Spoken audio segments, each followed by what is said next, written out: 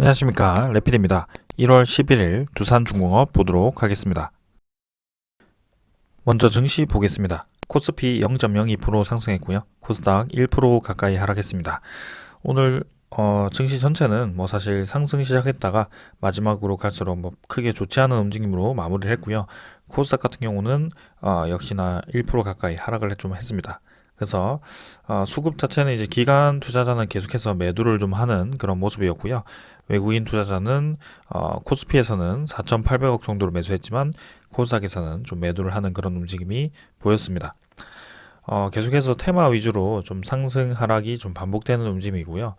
좀 급등했던 종목들도 사실 며칠이 지나면 이제 급락을 하는 그런 움직임이 보이고 있기 때문에 사실 이제 종목의 그런 주가에 대해서 너무 집중을 하시고 투자를 하시면 크게 손실을 볼 수도 있는 그런 장이 계속 이어지고 있습니다. 그래서 지금은 큰 시장의 흐름만 읽고 크게 무리하지 않는 자세가 필요할 것 같고요.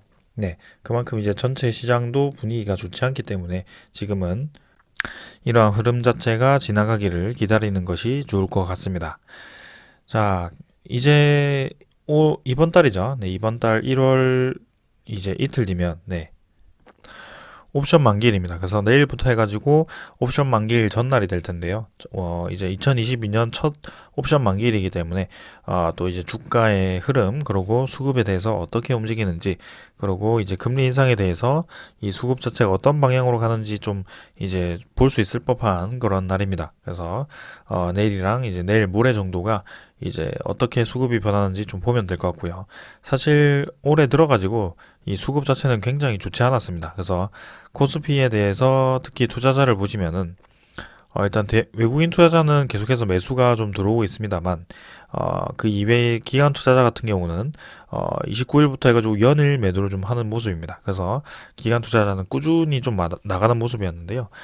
내일이라든지 내일 모레 이 기관 투자자의 움직임을 좀 주시를 해볼 필요도 있을 것 같고 그 다음에 외국인 투자자가 지금 계속해서 반도체 종목 특히 삼성전자 위주로 좀 매수를 좀 하고 있는데 계속해서 매수를 들어올 것인지 좀 지켜보는 것도 괜찮을 것 같습니다.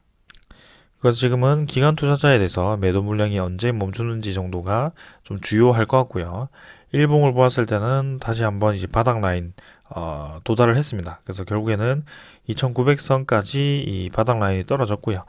상단 라인도 이제 터치를 했습니다만 지금 결국에는 바닥 라인까지 떨어지면서 이 금리 인상에 대한 압박감을 역시나 느낄 수 있는 그런 모습입니다.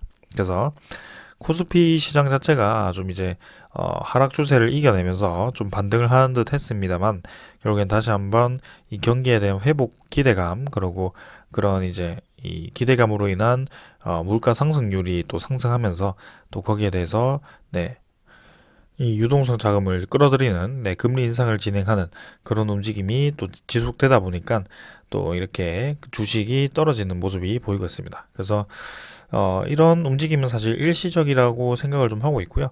금리 인상에 대해서는 계속해서 악재가 인식이 될 수는 없습니다. 그래서 일시적인 악재는 될 수 있으나 결국에는 그 경기 회복에 대해서 또 회복세를 띠는 그런 성장주들 위주로 또 상승이 나올 수 있기 때문에 그런 종목들 위주로 좀 포트폴리오를 자르는 그런 모습이 필요할 것 같고요. 좀 더 지켜보는 것이 좋을 것 같습니다. 자, 그 다음에는 코스닥이고요. 코스닥은 사실 코스피보다는 좀 더 많이 내려가고 있습니다. 그래서 수급도 사실 좋지 않고요. 일단은 계속 보고 있던 그런 저점이 떨어지는 라인, 저점을 받쳐 올리는 라인이 살짝은 오늘 깨졌습니다. 그래서 그 이하로 떨어지는 모습이었고요. 일단은 일자로 좀 꾸었을 때는 어느 정도의 적절한 선을 지금 받치기는 했습니다. 그래서 코스닥 중에서도 최근 이 움직임에서도 거의 최저점을 찍었다라고 보시면 될 것 같고요. 그 이하로도 좀 더 구간이 있긴 합니다만 만약에 이 구간을 이탈했을 때는 상당히 이제 크게 떨어질 수 있을 법한 그런 자리입니다. 그래서 코스피보다는 코스닥이 아무래도 공매도 공격을 좀 받기 쉽고요. 그런 중소형 종목들이 많기 때문에 좀 그런 움직임이 지속되는 것 같습니다. 아무튼 일단 흐름 자체는 코스닥이 굉장히 크게 좀 하락을 하고 있는 모습인데 이 외국인이라든지 기관 투자자가 딱히 이제 이 수급이 들어오지 않다 보니까 좀 그렇게 크게 내리는 것 같습니다. 그래서 일단 기술주 위주로 아무래도 좀 시장에 대한 회복세가 들어왔을 때 또 올라갈 수 있기 때문에 거기에 대해서 주목을 하는 것이 괜찮을 것 같고요. 일단 수급 자체는 계속 매도를 하고 있다는 점. 그러나 이제 환율은 이제 다시 한번 이제 좀 하락을 했습니다. 그래서 1194원. 그래서 우리나라에 대한 그 환율 자체가 계속해서 고점을 치고 나갔다면 좀 더 부담스러웠겠지만 어느 정도 이제 고점을 치고 나갔다가 다시 이제 이 원래 궤도 안으로 들어오면서 괜찮은 모습을 좀 보이고 있고요. 일단은 이 단기 저점을 높여가는 그런 추세를 계속 이어갈 것인지 21선을 받치면서 꾸준히 다시 한번 올라가는 방향으로 진행될 것인지 아니면 한번 또 쉬어가면서 이 1200원 선 근처에서 환율이 왔다 갔다 할 것인지 뭐 그 정도가 될 것 같습니다. 그래서 이 박스권을 그리고 그 박스권 안에 이 환율이 어떻게 움직이는지 좀 주시를 하는 것이 중요할 것 같고요. 아무래도 환율이 좀 올라가다 보면 우리나라 증시에 대한 가치가 그리고 메리트가 떨어지기 때문에 거기에 대해서는 좀 조심을 해야 될 것 같습니다. 자, 그 다음에 10년물 국채금리고요. 미국 10년물 국채금리는 1.76%. 네, 그래서 뭐 어제보다 크게 변화는 없었고요. 그래도 계속해서 최근에 들어서 올라가는 방향으로 진행이 되고 있다. 그래서 지금 뭐 제가 5년 기준치로 보고 있지만 이미 최근에 이 1년 기준치로 보았을 때는 전고점을 돌파를 했고요. 코로나로 인해서 이 하락했던 국채금리 인상분을 대부분 회복을 했다. 그래서 오히려 그 이상을 올라갈 수 있기 때문에 확실히 지금은 유동성 자금이 풀리는 방향보다는 네, 그런 국채금리가 올라가고 이 인플레이션이 부각되는 그런 흐름이다라고 보시면 될 것 같고요. 지수 선물 자체는 이제 크게 하락을 최근에 계속 했기 때문에 거기에 대해서 좀 반등이 있는 것 같은데 일단은 내일 장 끝까지 한번 보아야 알 것 같습니다. 최근에도 이 장 초반과 장 후반 흐름이 굉장히 다르기 때문에 거기에 대해서 섣불리 판단하기보다는 좀 지켜보는 게 좋을 것 같고요. 일단은 지금은 그 시장이 좀 안정화될 때까지는 좀 보수적으로 시장에 대해서 접근하는 것이 좋을 것 같습니다. 자, 오늘 여기까지 하고 네, 시장 끝내고 이제 종목 보도록 하겠습니다. 두산중공업 보겠습니다. 두산중공업 네, 오늘 부합 마무리했고요. 2550원 마무리했습니다. 장 중반에 좀 내리다가 반등을 하면서 마무리했고요.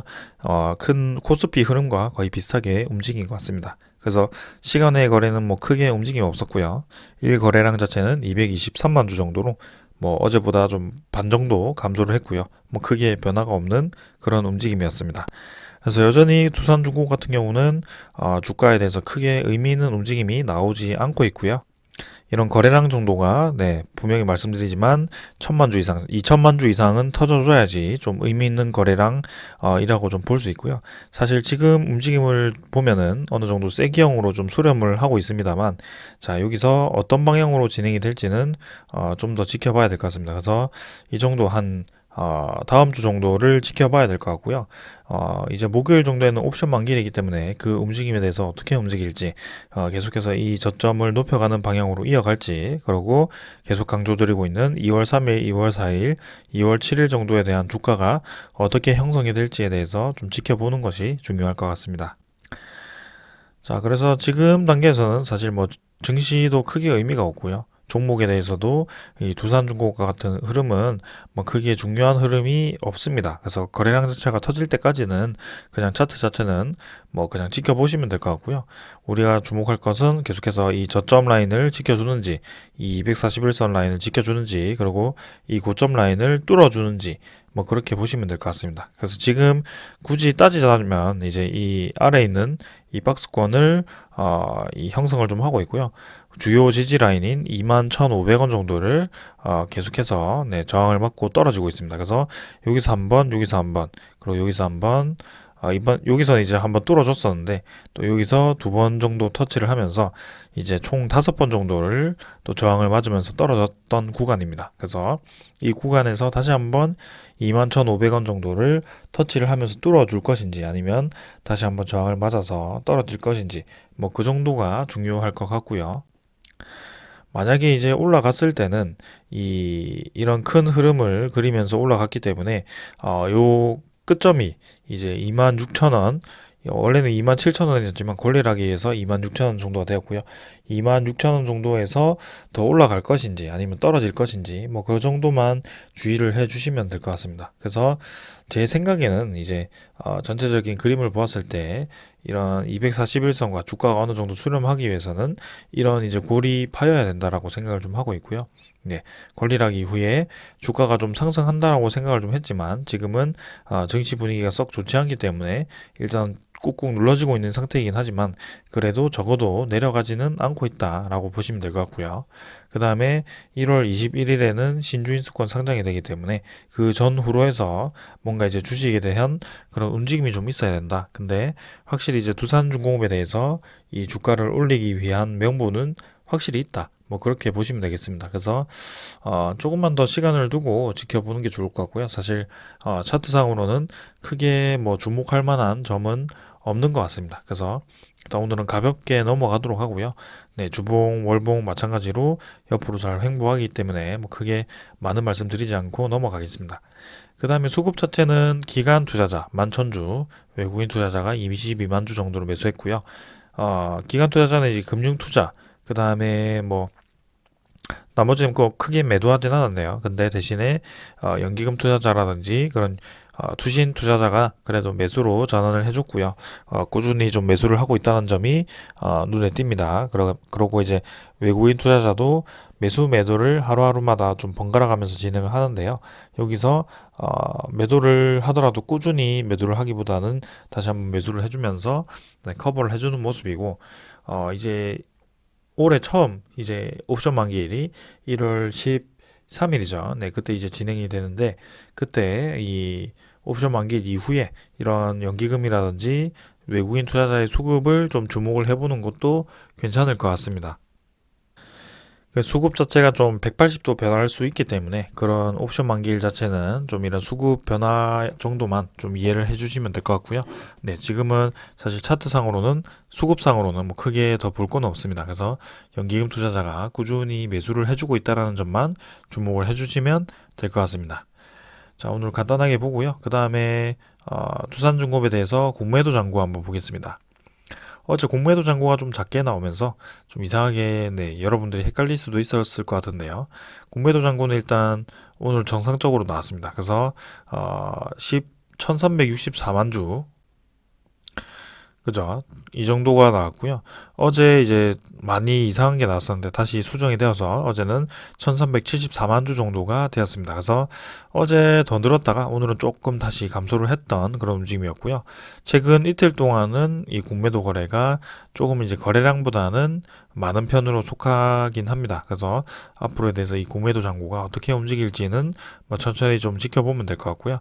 사실 지금 단계에서 공매도 잔고를 뭐 공격적으로 이 상환을 해야 되는 그런 의무가 있는 것은 아닙니다. 그래서 이 외국인 투자는 평소에도 이 공매도를 늘리고 결국에는 그런 네, 신용 잔고를 늘리고 나서 이 3월에 대해서 그런 유상증자 신주가 상장될 때 트레이딩을 하는 그런 모습을 많이 보았기 때문에 거기에 대해서도 다시 한번 그런 현상이 재현될 수도 있다라고 좀 생각을 하고 있고요. 대차 잔고도 그래서 크게 뭐 감소하진 않고 있습니다. 그래서 3월 정도에 이 신주 상장될 즈음에 이런 공매도 잔고와 대차 잔고를 좀 신경 써서 한번 보도록 하고요. 지금 단계에서는 뭐 크게 변화는 없는 모습이죠. 그래서 작년 연말에 이 상환했던 거를 지금 늘려놓은 그런 모습이고요. 네. 뭐 지금 단계에서는 크게 뭐 신경 쓸 만한 움직임은 없습니다. 외국인 추정 물량도 22만 주에서 당일 물량 17만 주 정도로 네, 조금 감소했지만 뭐 여전히 뭐 비슷한 물량이고요. 8.6% 정도, 8.67% 정도고요. 뭐 크게 이 물량에 대해서 변화는 없었습니다. 사실 오늘은 뭐 수급이라든지 그런 공매도라든지 그런 게 뭐 별로 주목할 점이 없었기 때문에 가볍게 그냥 넘어가도록 하겠습니다. 자, 그럼 오늘 소식을 간단하게 좀 보겠습니다. 자, 일단은 삼성 GS 그리고 두산이 이제 투자를 좀 했죠. 뉴스케일 파워입니다. 사실 이 두산중공업이 뉴스케일 파워에 1,000억 이상을 투자를 좀 했고요. 그래서 앞으로 이제 올해 이 뉴스케일 파워에 대한 상장 소식이 계속 들려오고 있었는데요. 이제는 미국 SEC에 상장 증권 신고서를 제출을 했다라고 이렇게 얘기가 나왔습니다. 사실 이제 자세한 내용은 좀 살펴보려고 했는데 뭐 이렇게 또 저희가 볼 수 없게 이렇게 해놨기 때문에 좀 넘어가도록 하고요. 이전에 그 기사화되었던 내용을 한번 다시 살펴보도록 하겠습니다. 그래서 이제 상장이 기정사실화되는 그런 모습이고요. 두산중공업이 지분 투자를 진행한 미국 원자력 전문기업 뉴스케일 파워가 상장을 추진한다. 그래서 지분 투자 이외에도 소형 모듈 원전 SMR의 주 기기를 뉴스케일 파워에 납품할 채비를 하고 있어서 관련 사업도 탄력받을 것으로 전망이 된다라고 하죠. 그래서 이 주기기 사업과 함께 뉴스케일 파워가 상장했을 때 그 투자 지분이 가치가 커지는 것에 대해서 상당히 이제 시장이 좋게 보고 있고 두산중공업 입장에서도 큰 수익을 얻을 수 있는 좋은 기회라고 생각을 좀 하고 있습니다. 그래서 두산중공업 안팎의 말을 종합하면 이제 뉴스케일 파워는 이번 상장을 통해서 얻은 자금을 두산중공업이 참여하는 아이다호 소형 모듈 원전 건설에 사용할 것으로 예상이 된다라고 합니다. 그래서 미국 에너지부 DOE의 지원을 받아서 뉴스케일 파워는 소형 모듈 원전 SMR을 개발을 좀 하고 있고요. 원자력 규제위원회로부터 최초로 소형 모듈 원전 설계 승인을 받았다라고 합니다. 작년이죠. 그래서 이 설계 승인이 상당히 어려운데 뉴스케일 파워가 일찌감치 이 설계 승인을 받았고 지금 세계적으로 이제 비즈니스를 수행을 하면서 루마니아라든지 카자흐스탄, 그다음에 뭐 우크라이나라든지 뭐 이런 여러 국가들로부터 이미 이 MOU를 체결을 하고 수주를 준비를 좀 하고 있습니다. 자, 그래서 두산중공업은 2019년 뉴스케일 파워로부터 소형 모듈 원전과 관련된 검토 용역을 수주를 해서 올해 1월 완료를 했고요. 현재 시제품을 제작을 하고 있다고 합니다. 그래서 2022년부터 UAMPS가 추진하고 있는 원자로 모듈용 대형 주단 소재 제작에 착수를 한다는 계획도 세웠다고 합니다. 그래서 2022년부터는 수주가 900억 정도 예상된다라고 생각을 하고 있고요. 그 너머로 갔을 때는 큰 수주가 이제 더 큰 수주가 예상된다라고 생각을 합니다. 그래서 2035년까지 소형 모듈 원전이 최대 850기까지 건설이 추진이 되고 있고 규모가 632조 원까지도 가능하다.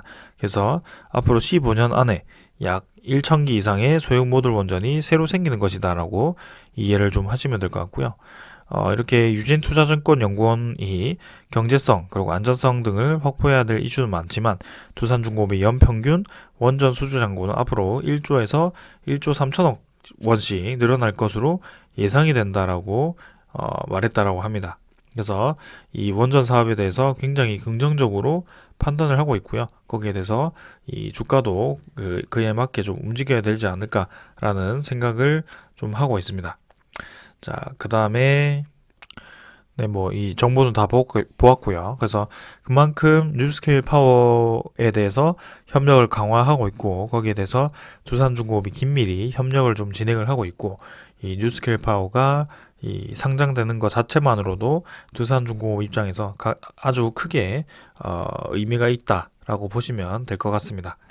자, 그래서 뉴스케일 파워 지금 상장을 좀 앞두고 있고요. 이제 신청서를 냈다라고 하고, 자, 그 다음에 어제 제가 이제 말씀드린 그 홈페이지가 개선되었죠. 그래서 그 홈페이지에 대한 기술들을 하나하나씩 좀 짚어보고 가보도록 하겠습니다. 그래서 에너지 솔루션 신사업에 대해서 좀 설명을 드리고자 하고요. 자, 하나하나씩 간단하게 보도록 하겠습니다. 자, 모르시는 분들이 있을까봐 조금씩 이제 이슈를 좀 설명드리면서 넘어가도록 할게요.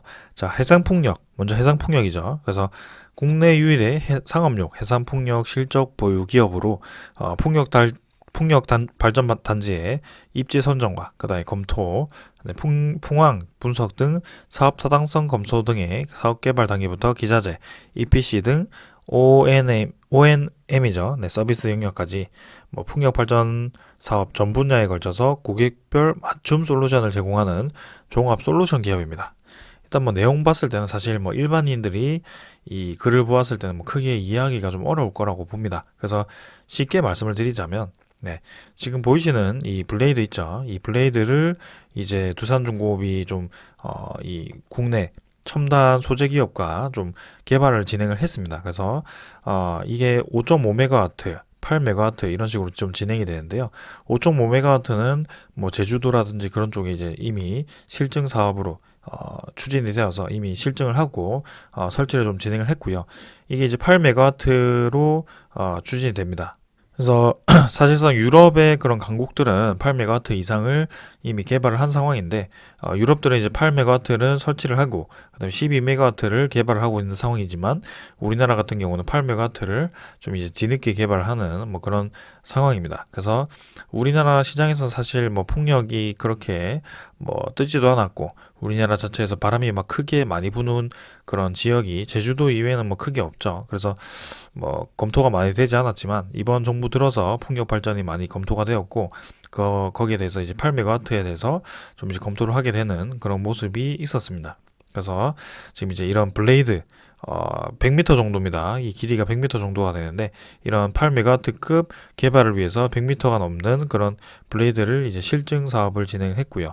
거기에 대해서 두산중공업이 이 블레이드를 납품을 하게 될 겁니다. 그래서 네, 여기에 대해서 이제 뭐 여러 CS 윈드라든지 그런 여러 기업들이 또 이제 합쳐서 기술을 합쳐서 진행을 할 거고요.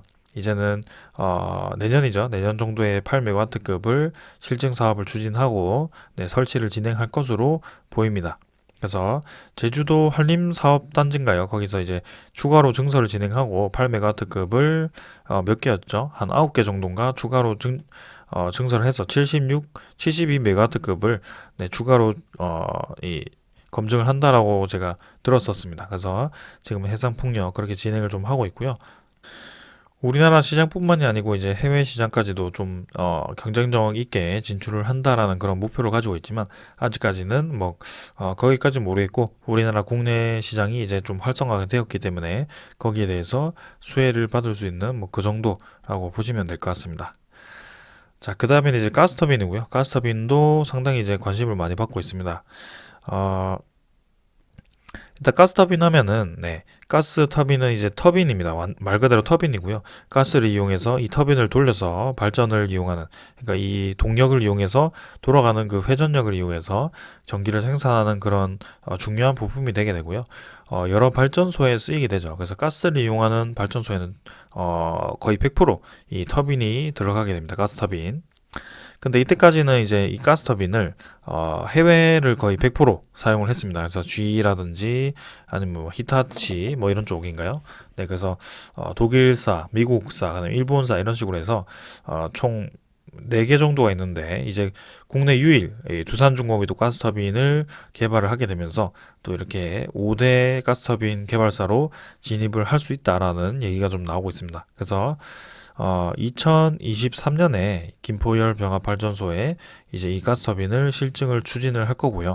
거기에 대해서 이제 성공을 하게 되면 앞으로 이제 이 가스터빈이 우리나라 국내 내수 시장에 진입할 가능성이 굉장히 큽니다.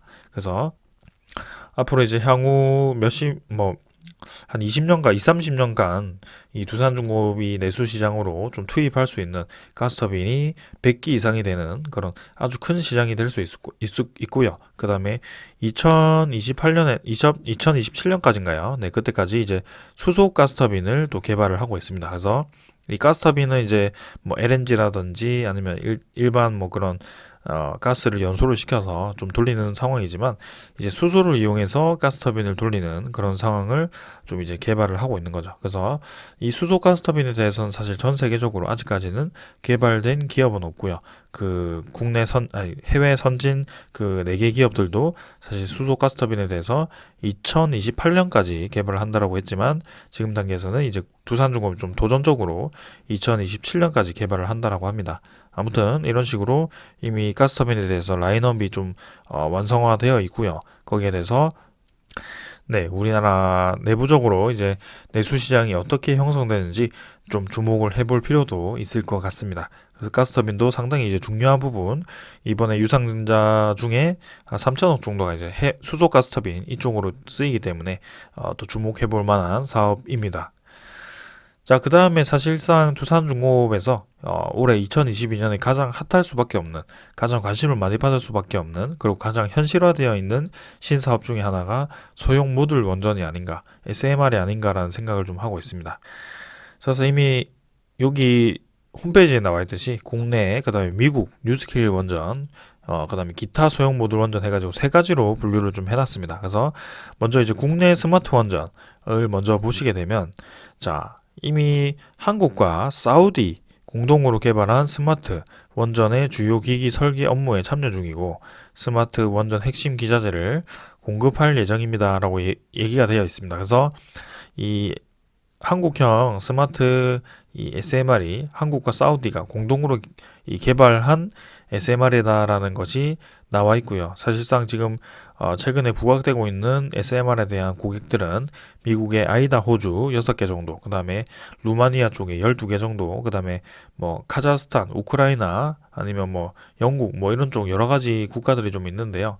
그런 쪽으로 좀 검토가 되고 있습니다. 거기다가 사우디도 좀 검토가 되고 있는데, 지금 우리나라 같은 경우는 이 사우디와 또 이렇게 SMR 관련해서 이미 일찌감치 협력을 해왔기 때문에 거기에 대해서도 좀 충분히 이 수혜를 볼 수 있을 법한 그런 상황이 아닌가라는 생각을 좀 하고 있고요.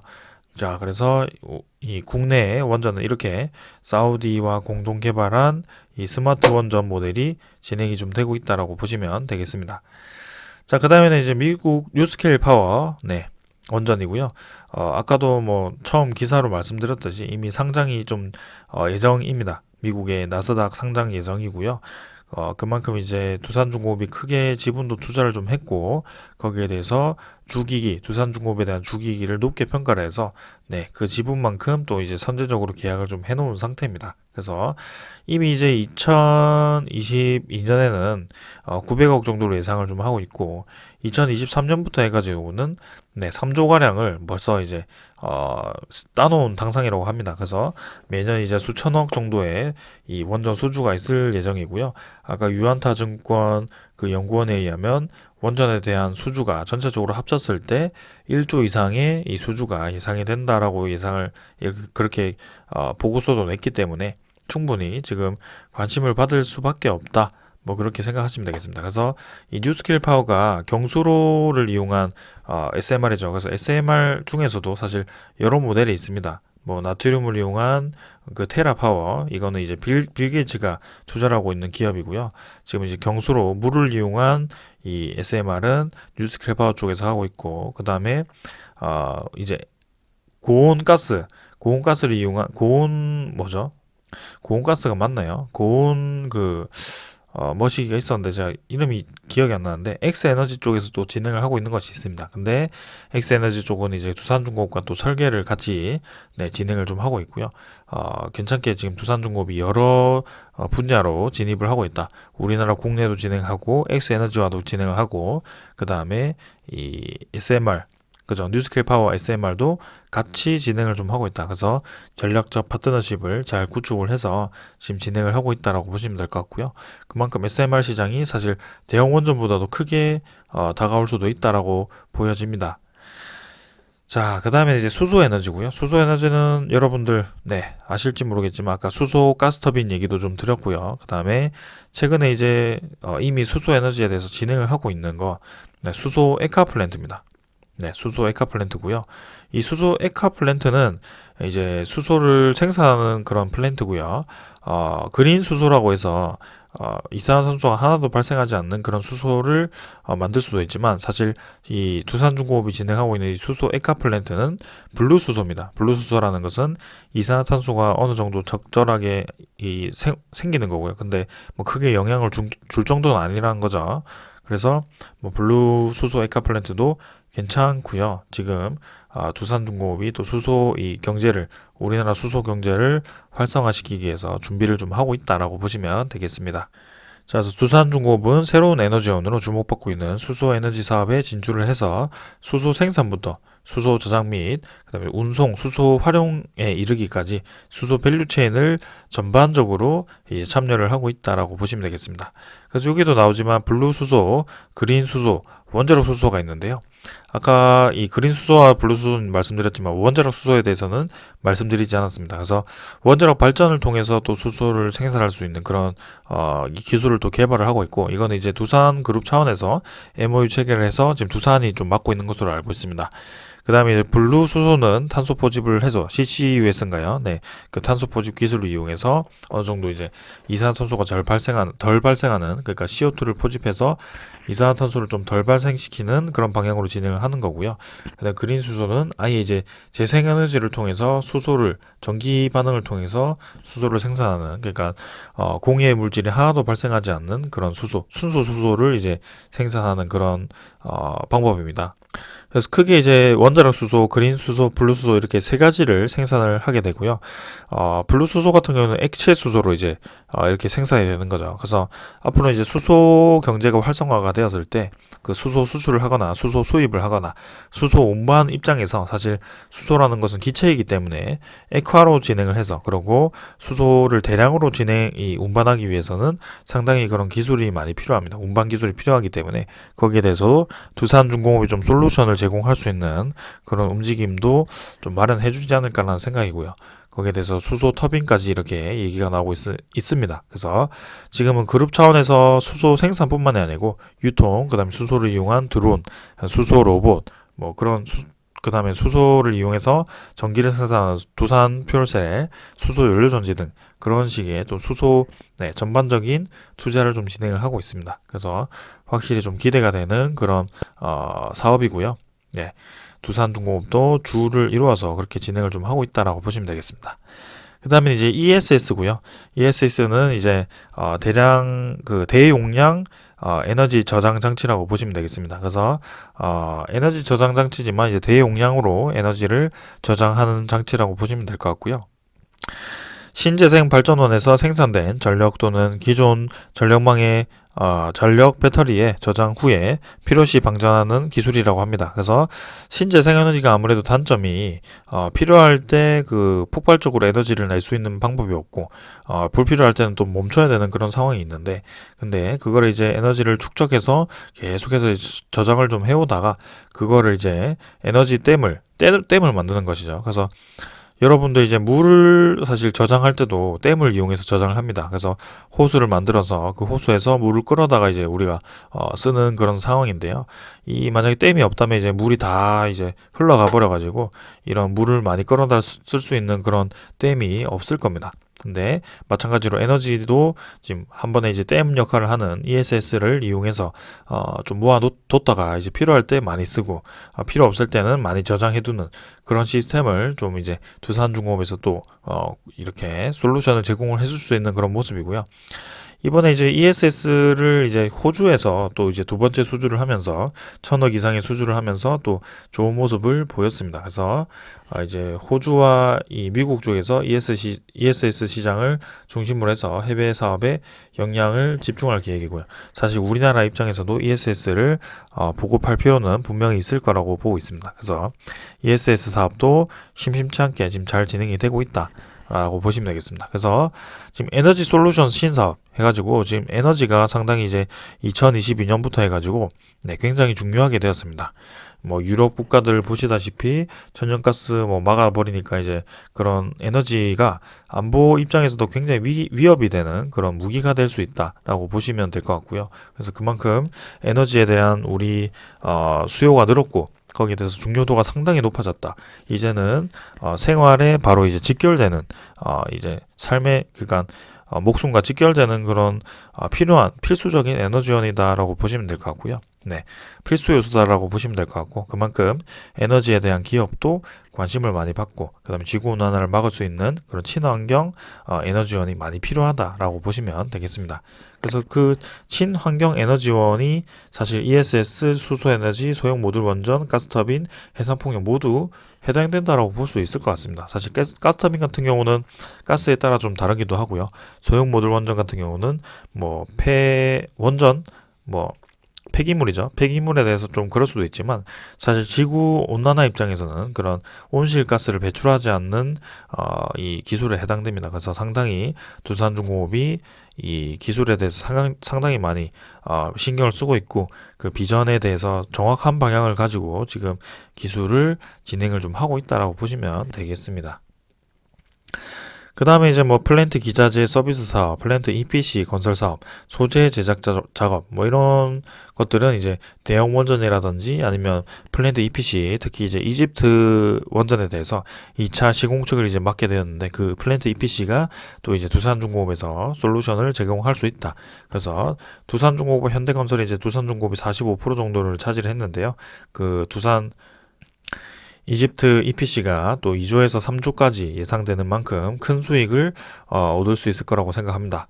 그래서 지금 홈페이지를 이 정도로 다 살펴보았고요. 그만큼 이제 두산중공업에 대한 기술력이 좀 정리가 되었으면 좋겠습니다. 그래서 제가 알고 있는 그런 기사 내용, 그 다음에 소식들을 한 번에 이제 집약을 좀 해서 말씀을 좀 드렸고요. 지금 뭐 이렇게 재미없는 주가 흐름에 대해서 그렇게 계속해서 두산중공업에 대한 가치를 좀 이해를 하시고 지금 주가 흐름에 대해서 전혀 문제 없이 진행되고 있다는 것을 좀 알고 가셨으면 좋겠습니다. 그래서 이런 구간들은 사실 크게 의미가 없습니다. 그래서 거래량이 터지고 이제 움직이는 방향대로 가는 것이 중요하고요. 거기에 대해서 분명히 또 이렇게 갑작스러운 움직임이 나올 가능성이 굉장히 크다라고 보여집니다. 그래서 1월 같은 경우는 이제 금리 인상에 대한 그런 압박감으로 좀 큰 움직임을 못 보이고 주식이 전체적으로 좀 약세를 띠고 있는 모습인데요. 그 1월 정도 넘기고 이제 설 지나고 나서는 좀 좋은 방향으로 이제는 실적주 위주로 그다음에 기대주, 성장주 위주로 좀 상승하는 방향으로 좀 움직여줬으면 좋겠습니다. 자, 오늘은 여기까지 하고 마무리하고 두산중공업 이번 주 잘 마무리하고 옵션 만기를 잘 넘기고 넘어갔으면 좋겠습니다. 자, 분명히 이제 1월 21일이 다가오고 있고요. 신주일수권 그다음에 유상증자 최종 가격 이 결정에 대해서 이 주가가 어떻게 반응하는지 좀 지켜보는 것도 또 재미가 있지 않을까라는 생각입니다. 자, 오늘 여기까지 하고 마무리하도록 하겠습니다. 감사합니다.